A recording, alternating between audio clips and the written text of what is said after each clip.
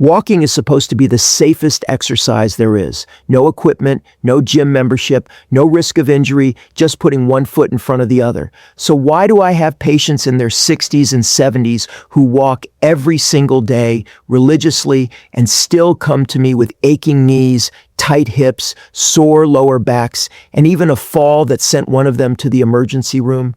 It isn't because walking is dangerous. It's because almost nobody ever tells you that there's a right way and a wrong way to do it. And the wrong way, done daily for years, quietly adds up to real damage in the exact joints you're trying to protect. I am Dr. James Parker, and I want you to think about this for a second. If you walk for 30 minutes a day, that's roughly 200,000 steps a month, 200,000 repetitions of whatever pattern you're currently using, good or bad.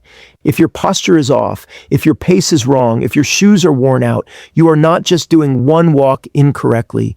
You are practicing that mistake 200,000 times a month, reinforcing it deeper into your body with every single step. That is exactly why the small, seemingly harmless habits we're covering today matter so much more than people realize. And exactly why I put this list together after watching the same 7 mistakes show up over and over in patients who were doing everything right in theory and still ending up in my office with pain they couldn't explain. Here's what makes this especially important after 60 specifically. Your joints have less cartilage cushioning than they did decades ago. Your muscles take longer to warm up and are more prone to strain when rushed. Your balance and spatial awareness, both genuinely critical for fall prevention, are naturally less sharp than they used to be. And your body's ability to recover from repeated stress is measurably slower than it was at 40. None of that means you should walk less. It means the details of how you walk matter more now than they ever did before. Today, I'm walking you through the 7 most common walking mistakes I see in patients over 60, in the order I typically address them with my own patients. And by the end of this video, you'll know exactly what to fix, starting with your very next walk. Before we get into it, if you watched my last video on the exercises that rebuild your calf muscle pump for better circulation, this video is the natural next step because everything we're about to cover directly affects how efficiently that same circulatory system works while you walk. Let's get into mistake number 1. Mistake number 1 is starting your walk too fast. This is one of the most common patterns I see. Someone steps out the front door and immediately moves at their full normal walking pace, sometimes even faster if they're trying to fit the walk into a tight schedule. The problem is that your muscles are still cold at that point, and your joints haven't had any time to properly prepare for repeated impact and movement. Starting at full speed asks cold muscles and underprepared joints to immediately handle the same load they'd normally only handle once properly warmed up. And that mismatch increases strain across your entire musculoskeletal system, along with placing more sudden demand on your cardiovascular system than a gradual start would. The fix is simple and costs you almost nothing in terms of time. Walk slowly and deliberately for the first 3 to 5 minutes of every single walk, allowing your muscles to warm and your joints to ease into motion naturally before gradually increasing to your normal pace. This small adjustment alone significantly reduces the strain your body experiences at the very start of every walk you take. Mistake number 2 is walking with poor posture, and this is one that's genuinely hard to notice in yourself because it develops so gradually that it starts to feel completely normal. The pattern I see most often is the head pushed forward ahead of the shoulders, shoulders rounded and hunched, and eyes cast downward toward the ground a few feet ahead rather than looking forward. This posture places significant extra stress on the neck and shoulders, which are now supporting the head's weight from an unbalanced angle, and that strain travels downward through the spine, the knees, and the hips as your body compensates for the misalignment with every single step. On top of the joint and muscle strain, this forward hunched posture physically restricts how much your chest can expand with each breath, which makes your breathing noticeably shallower throughout the walk, reducing the oxygen efficiency of the very exercise you're doing to improve your health. The fix requires some conscious attention at first until it becomes automatic. Keep your head up and your eyes looking forward, ideally scanning the path 10 to 20 feet ahead of you rather than down at your feet. Relax your shoulders down and back rather than hunched toward your ears, and consciously open your chest, which naturally improves your breathing depth and efficiency throughout the entire walk. Mistake number 3 is wearing the wrong walking shoes. And this is a mistake I see even in people who consider themselves fairly serious about their walking routine. As we age, the natural cushioning underneath our feet, from both fat pad thinning and general foot muscle weakening, becomes measurably less effective at absorbing impact than it was decades earlier. This means the shoes you wear are doing more of the shock absorption work than they used to, at exactly the point in life when that support matters most. Poor footwear allows stress from each footstep to travel upward through the body in a way well cushioned. Properly supportive shoes would otherwise absorb, moving from the feet into the ankles, then the knees, the hips, and often ending up as lower back discomfort that seems completely unrelated to footwear at first glance. Worn-out shoes compound this problem further, since the cushioning and support in walking shoes genuinely does break down and compress with regular use over time, even if the shoe still looks fine on the outside.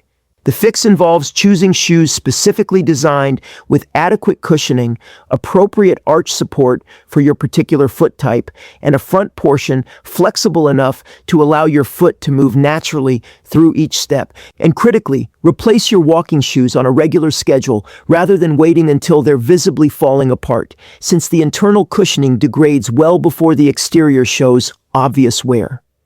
Mistake number 4 is walking rarely, but for long distances, the classic pattern of staying largely inactive during the week and then taking one long, ambitious walk on the weekend to make up for it. I understand the logic behind this. It feels efficient, getting a big chunk of activity done in one session. Physiologically, it doesn't work the way people hope.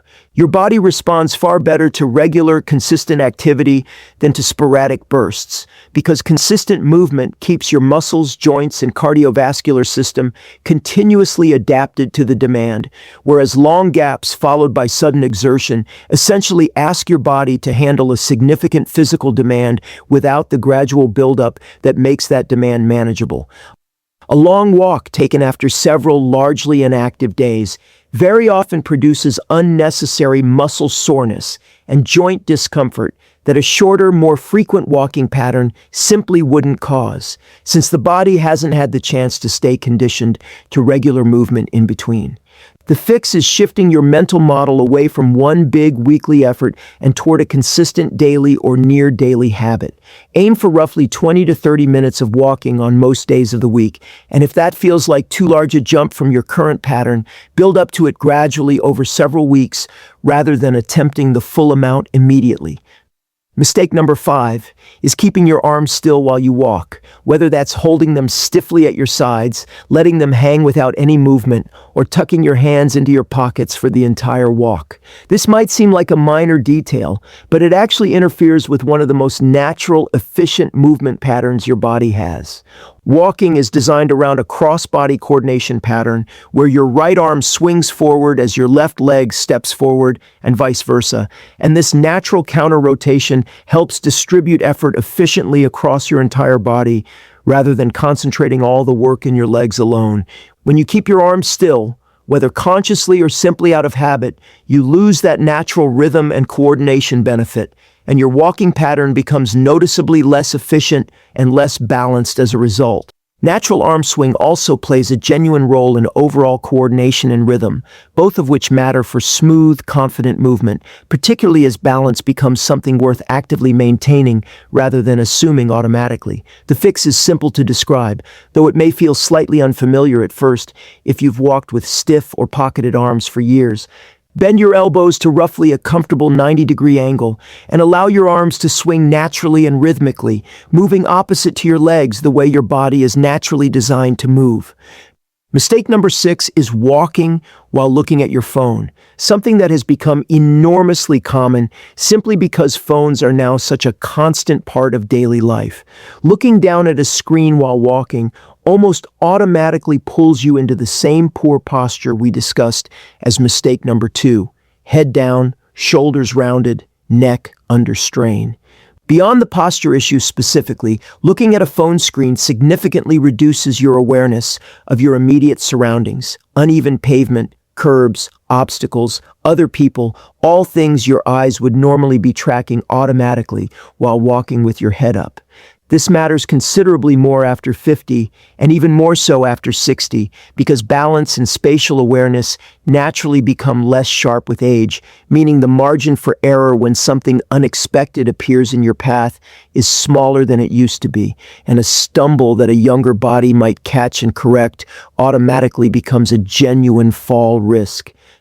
The fix doesn't require giving up your phone during walks entirely, especially if you enjoy listening to music, a podcast, or an audiobook while you walk. Keep the phone in your pocket rather than in your hand, and if you want audio, use earbuds so you can listen without needing to look down at a screen throughout your walk.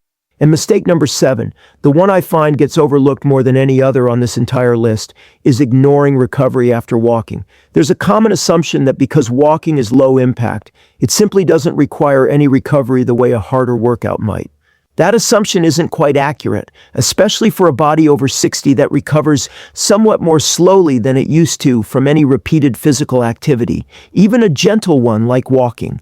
Without any attention to recovery, small amounts of muscle tightness and joint stiffness can accumulate day after day, since the body never gets a genuine chance to fully recover and adapt between walks. Over time, this contributes to a general stiffness that many people simply accept as normal aging, when in fact, it's often a direct result of skipping the small recovery habits that would prevent it. The fix involves 3 simple elements built into your routine around walking, not just the walk itself. Drink water after your walk, replacing fluid lost even during a low-intensity session.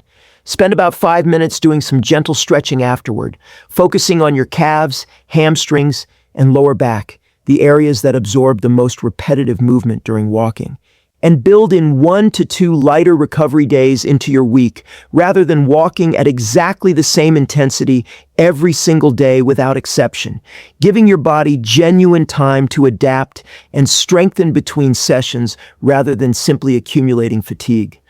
Let's bring all 7 of these together, because I want you to see how naturally they build into a single, complete walking routine, rather than 7 separate things to remember individually.